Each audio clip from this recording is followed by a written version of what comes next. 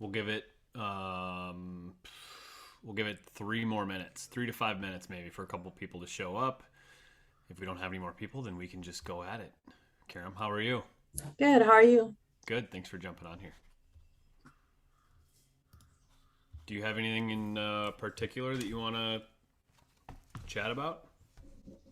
Um, well, I had one lead. I'm a new agent, so I had a Okay. lead that I was working with, and I got him in contact with a lender, but now he has ghosted me. And I feel like people are scared because of the high interest rates that are going on right now. So I'm not sure how to overcome that objection with like a Okay. buyer How did you meet this person? through Facebook.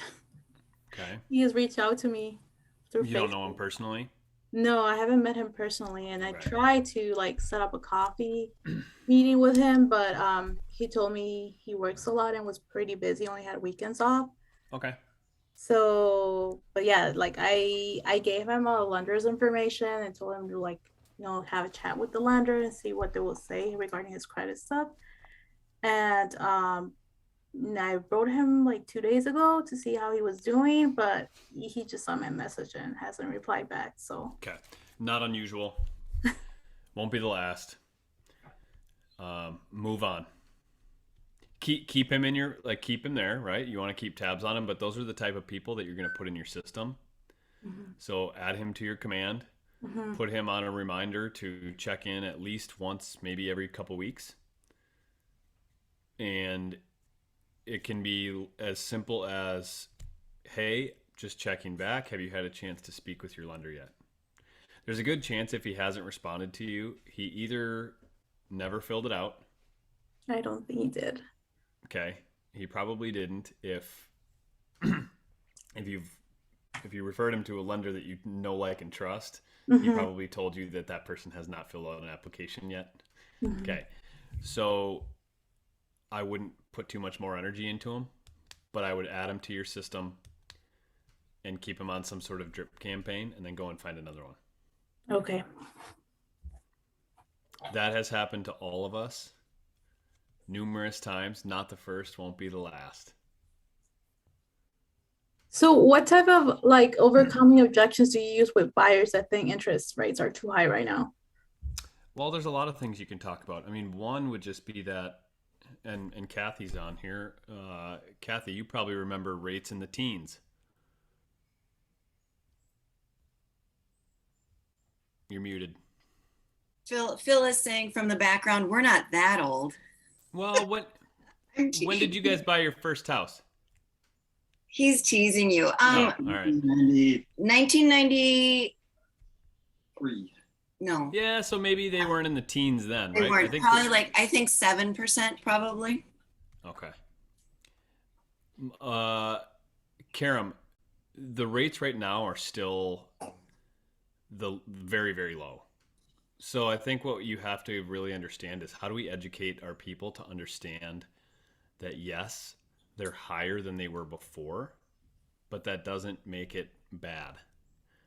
We have to focus on the monthly payment and the affordability. Don't focus so much on the interest rate and the price. Focus on the combination of the two, because if they have a even if she gets even if they get a 6% rate, but they get a good deal on the house they want and the payment works, it doesn't matter what the rate is. It's no different than, we work with a lot of inspectors, or excuse me, investors, and to an investor, it's just a numbers game. They don't care what the rates are. It's so funny when you get into a different mindset. To them, it's just, okay, what's my spreadsheet say? My spreadsheet says, yep, it looks good. Perfect. We'll buy it.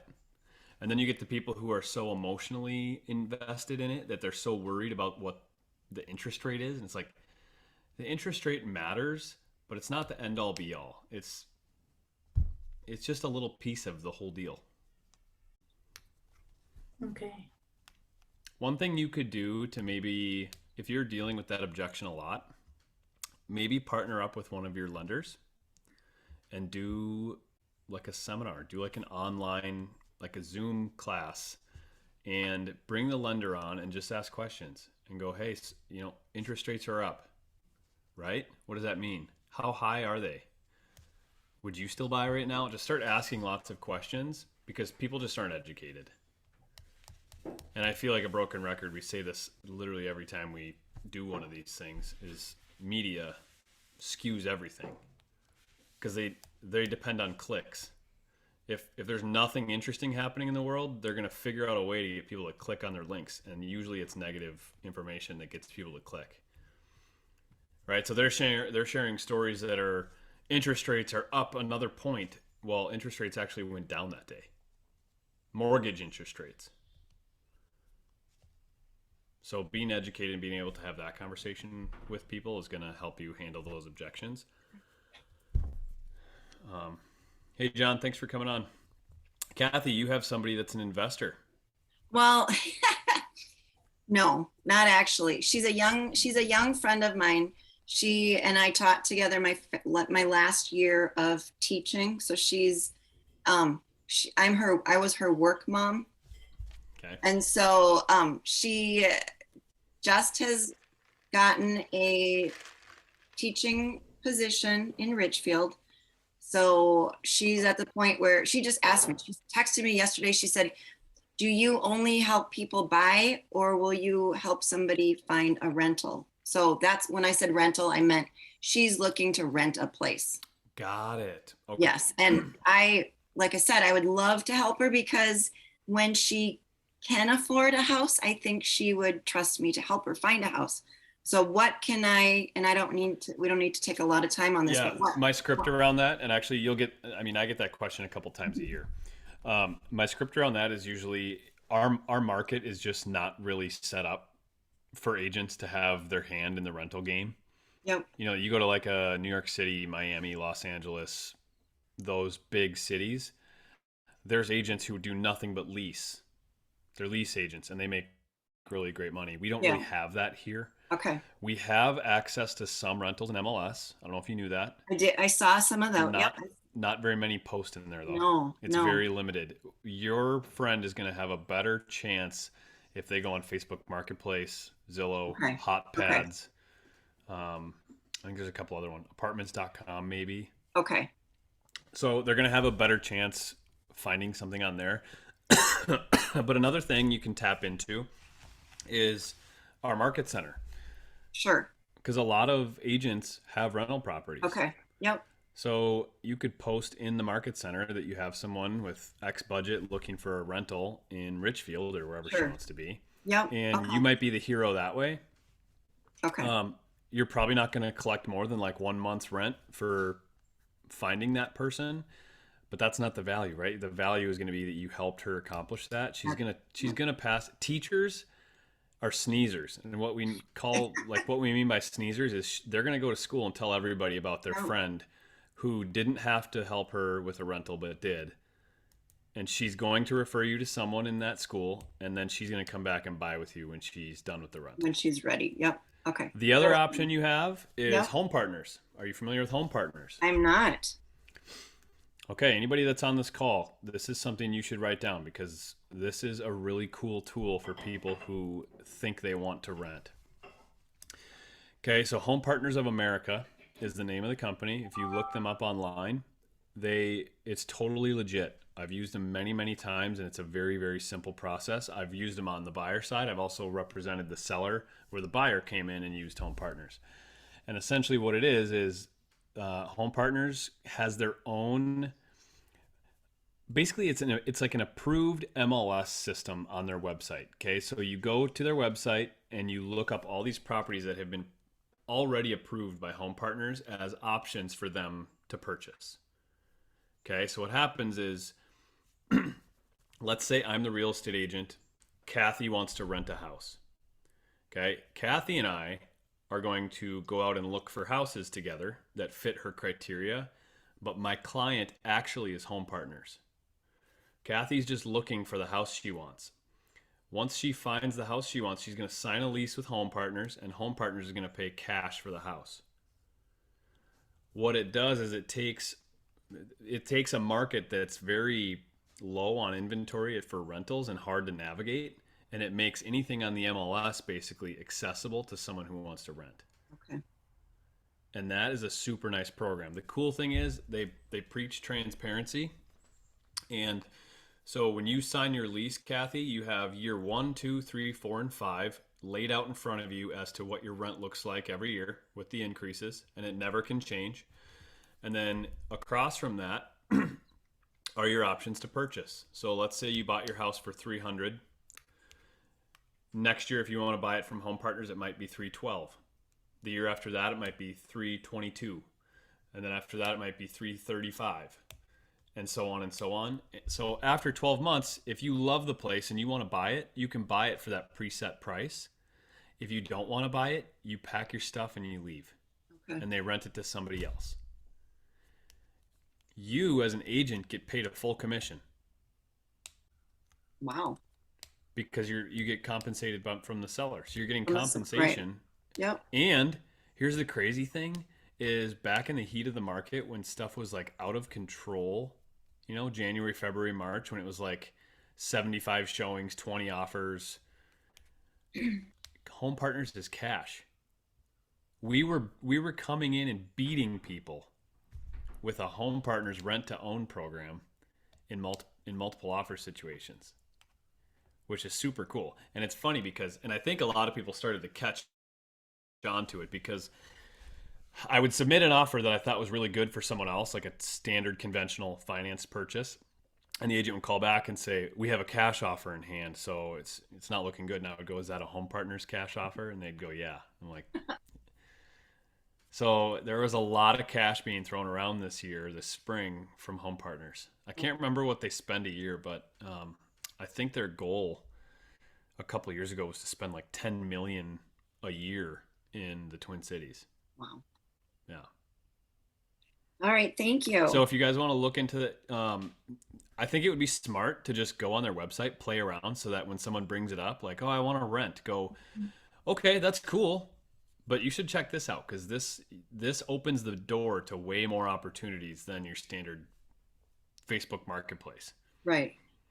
The rents are a little high though.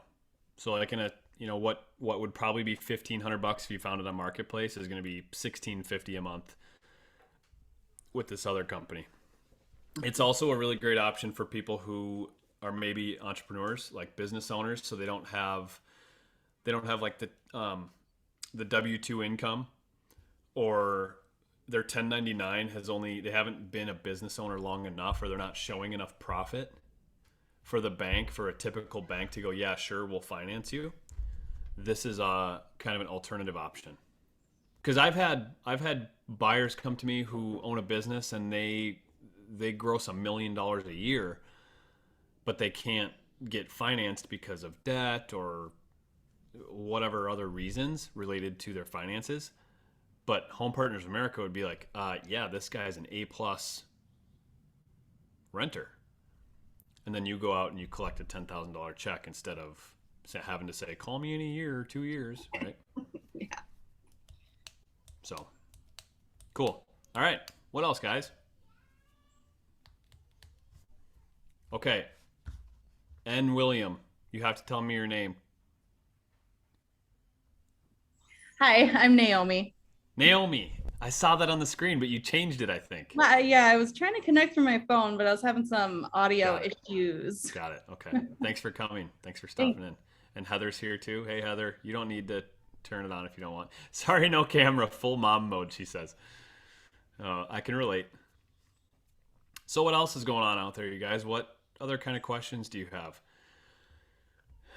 Speaking for my last week or so, lots of opportunity out there right now for your buyers. Sellers are anxious. They're nervous. They're afraid that they've missed the boat, which to an extent they kind of have. Take advantage of that as a buyer's agent. Don't be afraid to come in aggressive with an offer. We just had a buyer secure a cabin that was on the market for a couple of weeks, listed at $475. We came in at $435. Actually, no, $425. We negotiated back and forth. They said they wouldn't go below 460. We said 435, so we were still stuck. And then we gave one last ditch effort. I said, here's 440, and they feel like they're overpaying. So if 440 gets it done, awesome. If it doesn't, they'll be buying a place in Wisconsin this weekend. And she responded to me that day, and she said, here you go. You got a fully executed agreement attached at 440.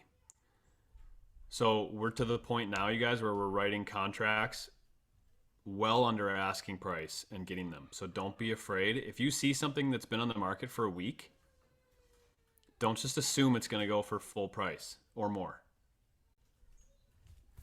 Okay? And Okay, Trent, I'm going to jump in if I can. Yeah, go ahead, Heather. I love what you're saying, so I would want to know more because I've sent 2 offers in the last 2 weeks, 50,000 under. Both agents were responded with their clients were insulted, alienated.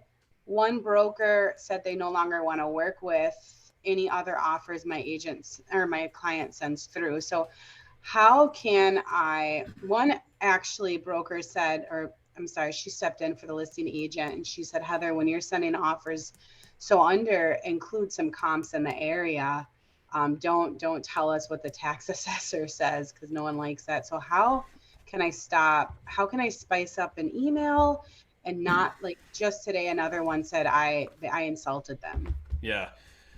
It's funny because this buyer on this cabin, when we were putting together the purchase agreement, she said, well, I don't want to make them angry at me so that we can't negotiate. Are they going to be angry at me? And I said, I can easily pitch this to where it's just a numbers game. Business is just business. So how do we take the emotion out of it? And I think the best approach is a phone call to the agent to just kind of prep them and let them know, here's where we are. You're listed at 475. It's been on for a few weeks, which tells me in this market, it's probably a little overpriced. For these guys, it's a little bit more of a numbers game than it is like anything else. So they're going to look at it as what it's going to cost them per month. And that is what's driving them to make this decision. So I just want to let you know, there's no ill will here. There's no intention to come in and steal the property out from underneath your people. This is just the number that works for them. So just present it, see how they respond. If they counteroffer at $2,000 less than asking price, fine, but just counteroffer. And then that gives me a reason to go back to my buyer and say, hey guys, here's where they're at. They feel like it's worth this. Work with that other agent. I think so many people get caught up in like, I have to win, I have to show that other agent that I'm tougher or that I can negotiate better. And it's not the best approach. I always get the best results coming in way under asking when I look at it from both angles. How would I feel as a seller and how would I feel as a buyer? Okay. And then try and manage it. I usually say at the end, if this doesn't quite meet your seller's expectations, please follow up. And I got a response this morning. We're not even going to counter. I'll send you the rejection. And I do see that the seller is an investor buying. So, and mine is coming with cash with another investor. So we really thought the numbers would work. But I think that kind of establishing that, I'm really sorry, this is just the top of the line with the interest rates. And I did kind of say that, but yeah, we're of course going to try again. And I'm just going to send that email or personal call and just say, we're going to try again. I got them up a little bit.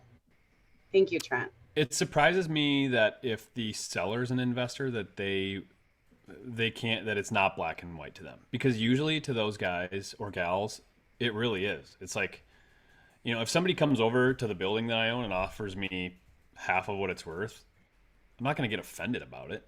I'm just going to go, no, thanks. It's right. Not for sale, or you'd have to come up quite significantly, but thank you for the offer.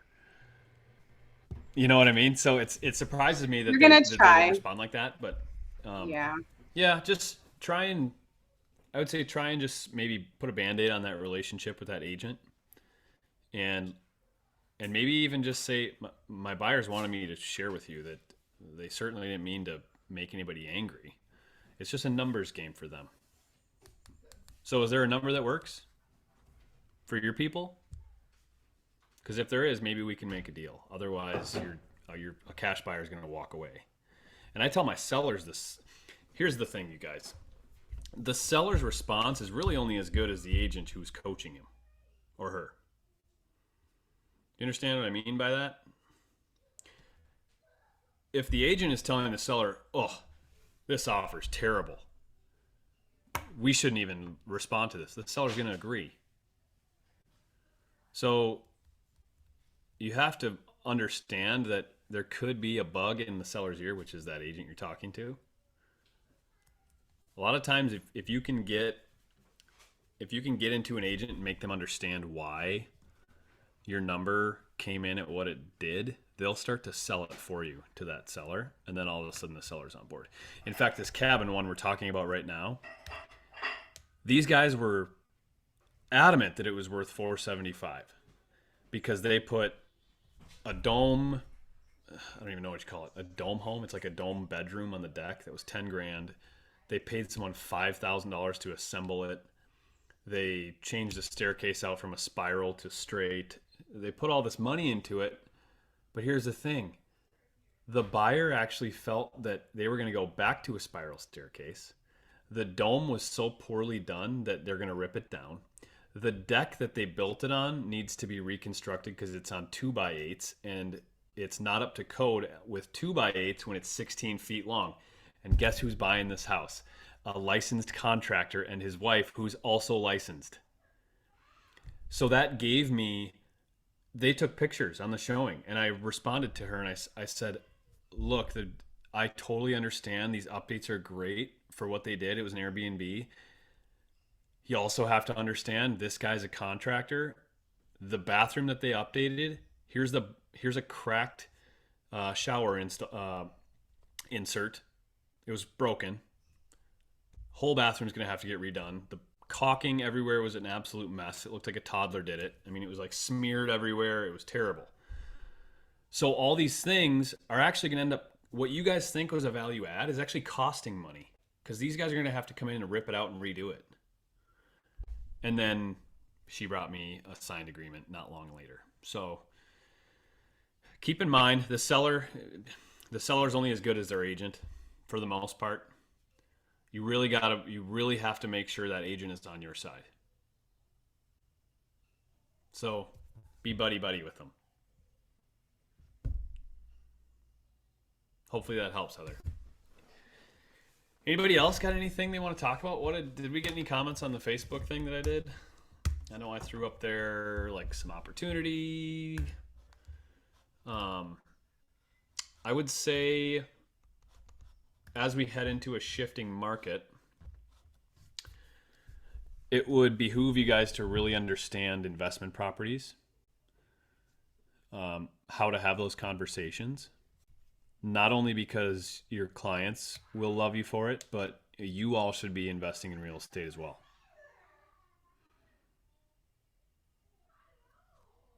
Who all on this call invests in real estate?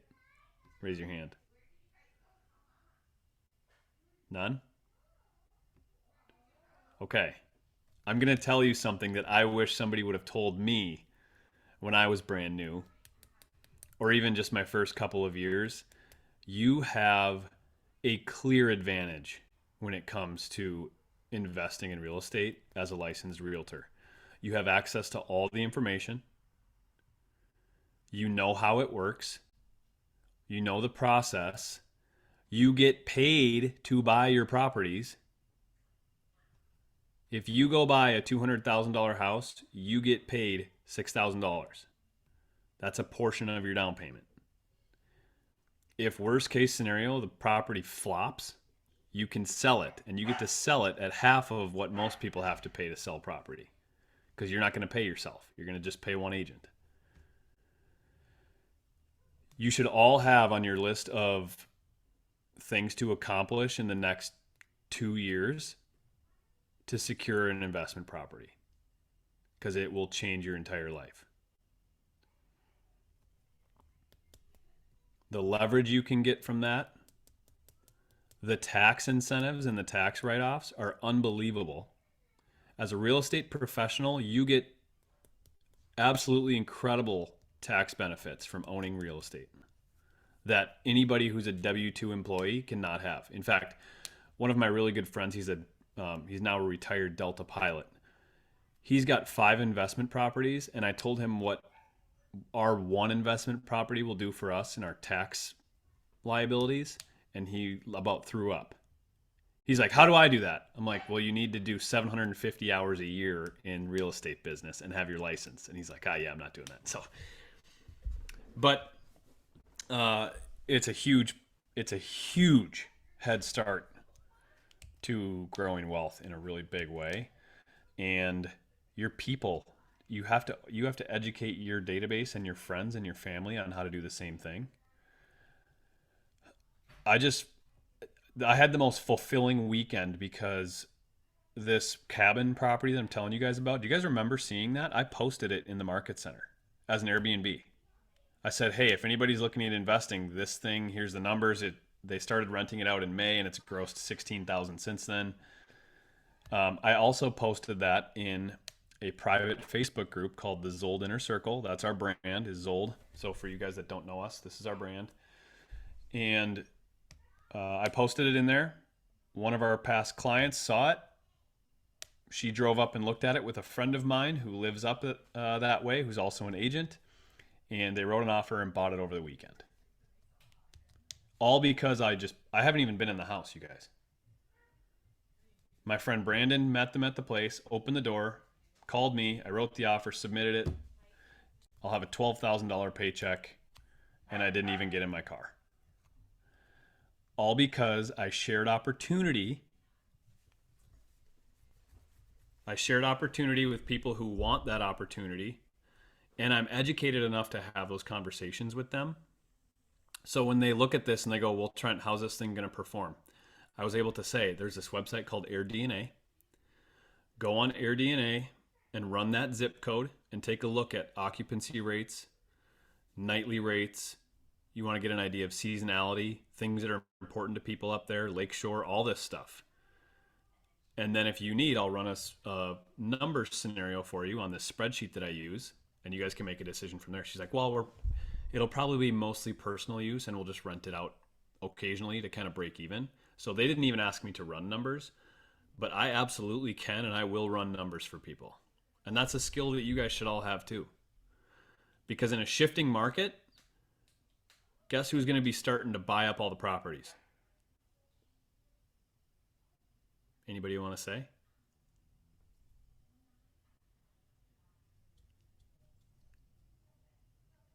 Investors. Correct. Right? Inflation is going to be really tough on the population that lives paycheck to paycheck. That groceries are going up, gas is going up, cost of power, electricity, natural gas, all that stuff is going up. And that hurts the lower and middle class a little bit more because the upper class doesn't really feel it as bad. They'll feel it, but it's crazy because, you know, they always say like the rich get richer, right? And the poor get poorer. We've all heard that saying before. This is one of those reasons why, is because in times when the lower and middle are trying to figure it out and stay afloat, the upper are coming in and buying property and just growing wealth. And guess who they're renting to? Right? So if you guys can start to have those conversations and you can attract people with money and go, look, this property performs really well. Here's a great place to put your money when inflation's hitting. You're going to help some people do some really cool stuff. It doesn't mean the lower and middle class can't buy property or won't. All I'm telling you is that the upper, because I work with some people they've got money set aside and they're just sitting here waiting. They're chomping at the bit. When they see stuff calm down or the rug gets pulled out, they're going to come in and spend a bunch of money on real estate.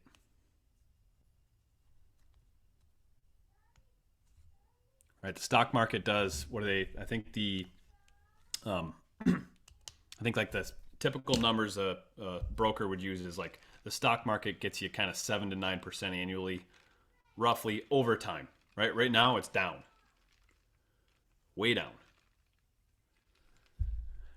Real estate, if you get into a good deal, you're looking at returns of like 10% or more. So, all right, I went down an investor. I'm very passionate about that if you can't tell. So I better stop before this turns into an investment call. What are your guys' thoughts on that stuff? Talk to me about it, because I hired a guy who worked on our team when I first came to Keller Williams. His name's John. He's not on the call, but if he watches this, thanks, John. John Sauber is an agent in our office. He's one of the nicest guys ever, and he is the one who got me infected with the investment bug. And it changed my whole life. And I look back on my first 4 years in the industry, I never one time considered an investment property. And to me, that was 4 years wasted. You know, it's like, if you could go back in time and do it all over again, the first thing I'd buy for myself would be a live-in duplex on a 3.5% down FHA loan, because I'd get into a duplex for 3.5% down, which is insane. I'd live there for a year, rent out the other side, and then I'd either go do it again or go buy a single family house and rent out the one that I was in, and now I have a cash flowing asset. So I have a question, because, you know, how do you prove, you know, when you're first getting into real estate, how do you prove your income? Because it's so sporadic. Who's going to want to, you know, I don't have cash to put down on an investment property. And I think Lisa Sorvig spoke on this a little bit. Get some people behind you that would be willing to invest with you. Yeah. I'm glad you brought that up. It's a great question. It's probably the main reason most people don't get into it, is because they think they don't have the money. But here's the thing that you guys have to understand. There's a lot of people out there with a lot of money who have to spend it or it goes away to Uncle Sam. Yep. And there's one thing that you all have on this call that most of those other people with the money don't have. And that's the knowledge. Okay, you all understand real estate. You could all run numbers or a pro forma, or if you can't, you can learn. It's not hard. And imagine going to somebody who's got money and going, hey, I have this property over here. We can get it for $200,000. I think the ARV, after repair value, you'll start to learn those acronyms. The ARV on this place is $325,000. And it probably only needs like 30 to 40K. Is that something you might be interested in? Right? If they've got 200K, like, yeah, sweet. I'll give you 200. We'll go in and buy it. We'll I'll cover the costs, right, for the repairs. And you'll get the commission on the buy side because you represented me. And then I'll list it with you and I'll give you another extra 1 point when you sell it. You just got a buy and a sell, so you made money, and you just helped that person turn his 200K into way more. His first question is going to be, when's the next one? So that's one way. Creative financing is also something you should look up. So if you just Googled creative financing in real estate, or buying real estate with someone else's money, it's a real thing. In fact, there's an episode that I absolutely love on Bigger Pockets. I don't know if you guys are familiar with Bigger Pockets. Bigger Pockets is an investment community that I'm a part of, and they also do a ton of podcasts. It's amazing, amazing content. It's so good and applicable. But there's an episode with a guy named Pace Morby, Pace Morby. In fact, let me see if I can find it, and I'll just post it in the chat. 300 doors Real estate properties are referred to as doors. So this guy's gotten 300 doors all through creative financing. The link is in the chat. Do you guys want to keep talking about this stuff? Or do you want to talk about more buyer applicable stuff? Because I can have a conversation about either.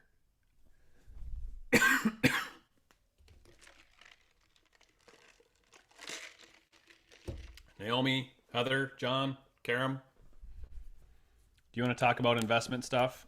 You want me to keep telling these stories? I'm here for investments. Okay, Heather. I like you already. Can you talk about a very quick formula for cash on cash return? Yeah. If you have one. Yeah, cash on cash return is one of my main metrics right now. And the reason, well, first let me explain what cash on cash is. Your cash on cash return is the amount of your initial investment that you receive back after year one.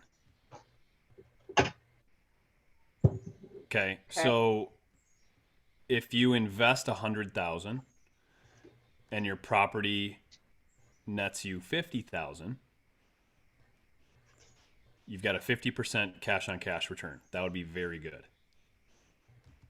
Okay, so the reason cash on cash is a metric that I pay attention to right now, and it's not it doesn't mean it's the one you should. Everybody's got different reasons for investing.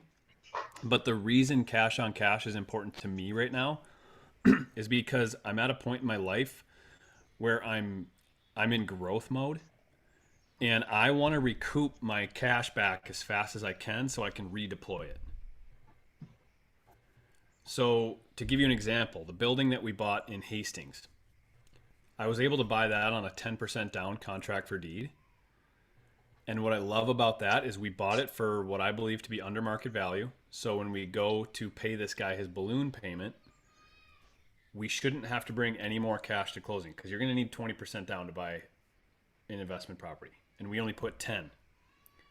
So after a year of paying down the mortgage, plus what we paid for it, the equity we already have, we think we're going to have that 20% already built in, which means it won't cost me any more out of pocket. So I put $58,000 down on this building. Okay, the building was $588,000. The cool part is this building should gross me. Now, I had 2 evictions that cost me. That set me back a little bit. So if I was full, probably grossed me $25,000 to $30,000 for the year. With the expenses I've had, it's probably going to be closer to like 20 to 25 maybe, if I can really get it back on the straight and narrow here. But that's almost 50%. That means I'll have my money back basically in 2 years. That initial investment that I threw in, I'm going to have it, all of that back in 2 years. And I'm going to be able to spend that again on something else. And the cool thing, Heather, it sounds like you love the investment stuff. And I think I've seen on some of your social that you push it too, which is really cool. Look into, there's a thing called a cost segregation study. Okay. So not only is this property going to make us $25,000 in net profit at the end of the year, that's not gross, that's net, but we're doing a cost segregation study. And a cost segregation study is basically a CPA comes into your building and assesses all 4 categories that you purchase when you purchase a building, okay? The dirt that it sits on is one category. The actual building, the structure itself, is another. All of the property within it, so light fixtures, doorknobs, sinks, carpet, anything you can think of that's in there that you could just remove. And then the land improvements, so things like a parking lot would be considered a land improvement. All of those categories depreciate on a different schedule. Some depreciate over, I think the structure is like 39 years if it's commercial. I could be wrong about that. Am I right, Kathy? So the structure depreciates on a 39-year schedule. The personal property, I think, is like 5. I think it's a 5-year. and so on. They all, I'm not going to bore you with those details, but the cool thing is there's this thing called 100% bonus depreciation. This was something that Trump brought into office. It's slowly going to start fading away. So you're getting 100% appreciation this year. Next year it will go to 80%. The year after it will go to 60, and so on until it's all gone. And what that means is I can basically take the entire write-off from each section. I can take that all in year one. It's a massive tax savings.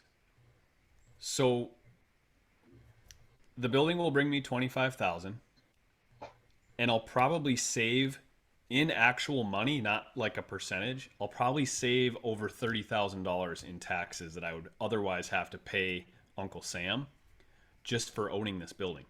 So that's a $60,000 swing for owning this property. And a lot of people, here's the message I want you guys to start getting out there, is a lot of people think these are loopholes, or you're finding a way to cheat taxes, or this was all put there for a reason, right? They want to incentivize us to own property, because if I don't buy the property and make it nice for people to live in, who is? Who's going to do it? You know, like, I don't know if you guys listened to Robert Kiyosaki, but he had a hilarious podcast episode on Bigger Pockets, and he goes, have you ever seen government housing? People come and look at my place and they're like, oh, this is amazing. Right? So the government wants to incentivize you to purchase property, and the reason they, or the way they do that, is by giving you these, you're the ones taking the risk. So they're giving you these really cool tools at your dispense to put into action to save money. They're not loopholes. They're there by design, and they're there to help you. So write that down, you guys. Cost segregation study. If you start talking about cost segregation studies and bonus depreciation around people, their eyes are going to widen and they're going to go, what are you talking about? Because I've had conversations with people who think they're big investors. It's my favorite when I go to like a dinner with someone and they're like, oh yeah, I have so and so and so and so. And I'm like, cool. And I'll start asking them questions like, have you ever done cost segregation studies? And I'm like, no, what's that? And then they look it up and they're like, I could have saved how much money? It's crazy. So, Heather, did you mean to raise your hand? Yeah, I didn't want to interrupt you. No, you're fine. Just a couple questions back on that cash in, and it's only because it's like a real life opportunity to kind of just learn. I know that I should have sent you an email to have like a whiteboard, but I want to get going back to that offer where the investor sell it. She wants 270. So to write that number down, she wants 270. Okay. We came in at 225. And that was an old method. And the clients that I work for own about 150 plus properties. Probably about 5 of the clients that I've written for represented, they all own about 150 plus properties with hundreds of thousands, big fortunes, and they need to see a 10% cash return. So one, kudos to you for looking at 50, because I mean, you're well ahead of the game. They look for 10%. So I used to run a method for a 6%. What I would do is I would take, let's just say we're going to buy a building for 270. I would see how much they're paying for rent, $1,900. I subtract the monthly tax. I take off $100 for monthly depreciation. If it's an HOA, I have to take off that amount as well. And then I put $75 for the homeowner's insurance. So after I subtract my deductions, I get, let's just say $1,500 for easy math. I multiply that by 12 months in the year, and I would get 1,500 times 12. And I divide that into the cost of the property, so 270. And I used to look for like a 0.6%. Well, now with the interest rates changing, the formula, my investor said, Heather, it's not working because I want you to take an additional $500 off a month. I said, you can't do that. You don't just take off 500 because that's, you know, what you're paying extra because you're going to pay it off in a year. You can't look at this in a 30-year, you know. So he said, well, then run it as on a cash on cash basis. And that's, I came because I saw that this was at 3 and I'm like, perfect timing, nap time, let me jump on. I want to know if there's a calculator that you use or a website or nerd calculator that would give me a cash on cash return when they're paying cash. So there's no loans involved. And if not, then if you could email and then we could share that to this link. Cause I think that the cost of segregation, all that information's cool. But right now I just look at the numbers and my investors are buying. And if I could keep it simple, you know, I could go out and find more houses for 250 as long as I know how to run that and say, hey, call them with, hey, I found a 10%er for you. Are you the one who's actually running the numbers for them and they're buying it based on how your numbers look? Or are they running their own? So they're not running their own and they analysis? all do it different. Yep. So one of them does, he needs a 6%, the method I showed you. So I take the rent, take away our, you know, deductions, multiply it annually, and then I put that into that 270. And if it's not 0.6, we have to either charge more in rent or offer less. Some of them say, don't call me unless if it's a cash on cash return of 10% or greater.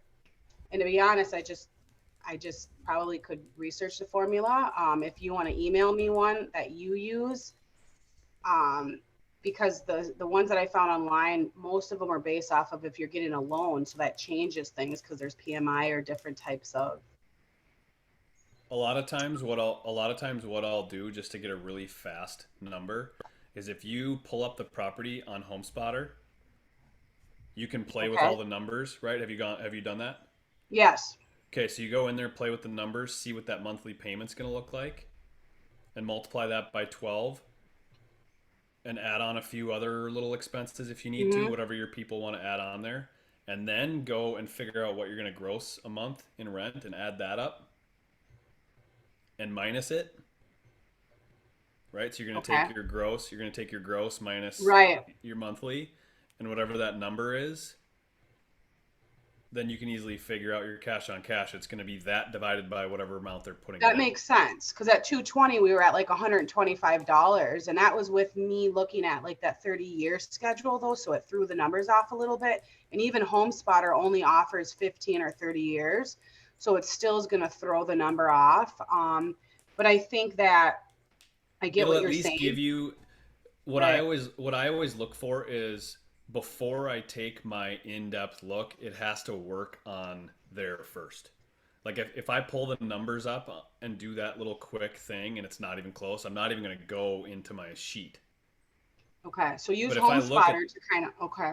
But if I look at it and I go, oh, that could work, then I'll go back to, and the tools I use are all on BiggerPockets, and they're accessible for you if you're, I think it's Premier member. Heather, if you work with investors, you should absolutely 100% be a Premier member on BiggerPockets. It's like $400 a year. It's tax deductible for you as a real estate. It's a no-brainer. I'll just get your sign-in then, Trent. Kidding. And then you have access to all, and it puts together really nice professional-looking analysis too. You can get your logo on there. There's pie charts. Like if you were to go in there and run numbers for your people and then send that over, they'd probably be impressed. Okay, biggerpockets.com. I'll add that. Thank you. They also have tons of books. All of their books are great. Awesome. Thank you. I appreciate it. All right, that was pretty advanced stuff. So if anybody wants to go back to the basics, talk about how to get buyers or things we can do right now in the buyer market, I'm all ears.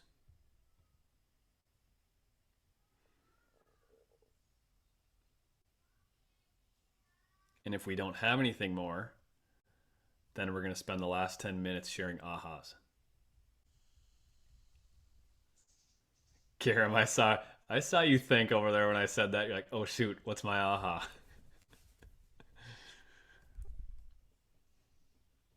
All right, you have to share one thing you're going to take away from this call and implement into your life or your business. Who's going first? I will, because my kids are wrestling upstairs, so I'll make it quick. I am going to I'm going to check out the Bigger Pockets, but I also am going to try to establish a relationship with the listing agent that goes along with those under asking offers. Because as long as you let them know this isn't emotional, it's just business, the numbers need to work, then they could advocate for you on their side. So that was a big takeaway. Cool. Thanks for sharing, Heather. Good luck. Thank Let you. me know how it goes. Thanks. Awesome. Thanks. All right, who's next? I'll go next. I think. All right, Kathy. I'm going to. Oh, sorry. John's here. John, go ahead. No, that's okay. I'm multitasking here this afternoon. That's why my cameras, We my all cameras are. not on. We all are. But Trent, this is really great stuff. I'm glad I sat in here today, Cool. and I try to sit in on a lot of stuff because I'm a newbie, just like Naomi. We and, all were at one time, man. I know, right? And I loved when you said, when you were 2 years in, if somebody had told you what they told you from the beginning. And I think that's been related to the investment side of this topic. And so that's something that I definitely want to pursue early in my real estate career. So I'm actually an architect by trade, and I have a small practice. practice I remember seeing that. that I do. And I think there's just so much overlap in what I have done with my life prior to real estate. And I would really like to learn more about the investment side. So I'm definitely going to use some of this information, Awesome. no doubt. John, let's talk off the record because with your architect background, I would like to hear your thoughts on the 2040 comp plan for Minneapolis with some of the ADUs. Are you familiar with this stuff? Yes, absolutely. You bet. I'd love to. Okay. Yeah, I was let's going to talk. say, let's get connected and then get coffee or something. I'd love it. Yeah, it'd be awesome. Shoot me a message. Okay. Sounds great. See you, John. All right, Kathy, I think you're up. Yep. I'm going to definitely check out Home Partners of America, but I'm really intrigued on checking out creative financing too, because That Pace Morby episode. You guys, I listened to it 4 times while I was mowing the lawn, and then I watched it 2 times on YouTube. And it's even better on YouTube because it's cool because you can put a face to it, you can see him, but he actually screen shares and shows you all of his numbers and everything and how he runs it, how he presents it. You're going to get off that call and be like, let's go buy a bunch of stuff with someone else's money. yep, for sure. Oh, it's so good. So good. Can I get his last name again? His name is his last name? Pace Morby, Morby. If you go to the chat box, I actually posted the YouTube link to the episode that I'm talking about. Awesome. Perfect. It's mind-blowing. Yeah. And the cool thing is, you guys, anyone can do it. The guy's not a genius. He just goes and gets it. Yeah. Okay, who's next? Love it. Karam or Naomi? I'll go. All right. So I'm pretty interested in investing, as you mentioned. That sounds very interesting. And I'm probably gonna reach out to my loan partner that I know. She's a high school friend of mine, and she's in the loan business now. So probably gonna reach out to her and see if she's willing to do a video with me to inform our customers or clients. Awesome. So yeah. I love that. Yep. Educate your people. Karam, you speak Spanish? I do. That right there is an amazing advantage. Yeah, and I was thinking that like I want my niche to be more like towards the Hispanic community, just because that is my first language, and I do feel more comfortable with speaking Spanish rather than English. That is an amazing skill to have in this market because it's not common. I remember I had a closing like 2 years ago with a gal who works mostly with Spanish speakers. And she was like, I can't keep up. I have like 200 pre-approvals. Pre-approved buyers. And she's like, and the reason most of them come with me is because I speak Spanish and they can't find anyone anywhere else. I don't even know if we have another one in our market center.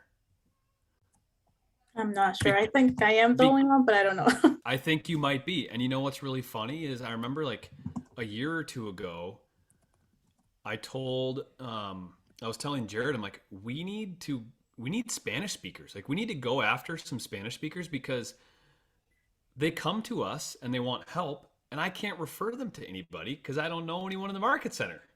Well, here I am. So okay, you have a superpower, first of all, and you need to make sure people in the market center know that. Like I remember when, when we first combined Apple Valley and Eagan market centers, Eagan brought with them a lot of Wisconsin agents, and Jen G, she came to me one day and she's like, "How do I get the word out that I handle Wisconsin?" I go, "How about once a month you put Spotted Cow in the fridge and some cheese curds, and you say, hey, if anyone wants a beer and cheese curds, they're in the break room in the fridge." And she put "call Gen G for Wisconsin" on the beers. And it's like, I don't know, maybe you do some Spanish inspired drop off once a month, whether it's like a popular candy that maybe we don't know about, or because where are you from? Where's your, Mexico. like, what city? It's Morelos. It's a state, smallest state in Mexico, right underneath Mexico City. So if there's a cool thing that like maybe your area or region is known for, you could own that, and you would have a referral business from 200 agents in our office who can't speak Spanish. Okay? So I want you to shout that from the rooftops. Okay. All right. Okay, we got one more. Naomi, your turn. Hi. I think so. I just got licensed as of Thursday and it's Monday. So this is literally the first anything I've hopped on. Did your head explode? Yeah. So I just kind of came in to be like, I'm going to be open ears and just kind of like take in what I can. Thank you. But I think when I popped in too, I must have missed a conversation. I heard the word teacher in there. And I think I missed something about teachers, but I'm also a high school teacher. So I was like, oh, I feel like I missed something there. Well, but then you can corroborate this. Teachers are sneezers. What that means is teachers talk. oh yeah. Okay. You have an opportunity to do really well just because you're a teacher. If you haven't met Shara in our office, have you met Shara? I have not. Okay, connect with Shara. That's spelled Chara. She is a high school math teacher. She does an amazing job with real estate. She's someone you could connect to just say, hey, how do you do it? What advice do you have? Yeah, you have a huge advantage. You're around people all the time. Use that. Cool. Yeah, I think coming into this, my biggest takeaway is just kind of like, you feel a little bit like this baby minnow in this pool of sharks, and you're like, oh my gosh, what am I doing?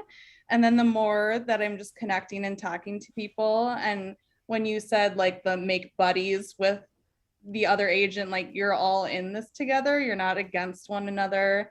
And so just kind of keeping that, positive relationship with others in the business is just going to benefit you. It's going to be huge. Mhm. It's a lot of times the reason we get deals done is because people know what kind of person they know what it's going to be like to work with me, because they've either worked with me in the past or they can just tell over the phone or via my emails. You can do it too. It's just being polite and kind and understanding, and yeah, like mentioning, we're in this together, right? My client just wants me to help them get the property, and your client wants to sell it. So let's just do that. Let's just make that happen. Yep. So cool. That's a good takeaway. Yeah, So are you a full-time teacher? Yes. Oh, so we won't see you much at the market center, will we? I'm going to try to hop in as many things as I can, even if it's via Zoom or stopping in. I'm going to figure out that schedule that's going to work the best where I'm Cool. still present. Cool. Yeah. Love it. All right. Well, thank you guys. That was a fun conversation. An hour goes by really quick when it's enjoyable. So thank you guys for coming. Thanks for good questions. I hope to see you all at the team meeting and the picnic tomorrow. And that's all I got. So over All and right. out. Thanks, Trent. All right, guys. Enjoy Thanks, the day. Trent. you. Appreciate it. Thank Yep. you. See you, John. Have a good afternoon. That's it.